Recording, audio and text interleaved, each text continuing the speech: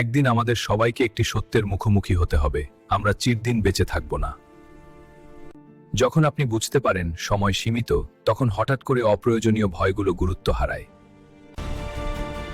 মানুষ কি বলবে, ব্যর্থ হলে কি হবে, এই প্রশ্নগুলো তখন ছোট হয়ে যায়। মনে রাখবেন, ভয় হচ্ছে এমন একটি কারাগার যার দরজা ভেতর থেকেই বন্ধ থাকে। আর সাহস সেই চাবি যা আপনাকে মুক্ত করে।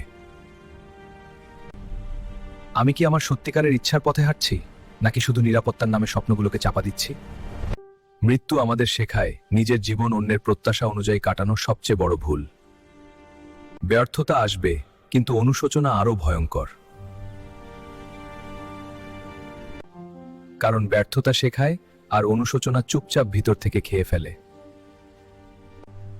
আজ যদি আপনার শেষ দিন হতো, তাহলে কি আপনি এই কাজটাই করতেন যেটা আজ করছেন? কারণ শেষ পর্যন্ত মৃত্যু আপনাকে ভয় দেখাতে আসবে না।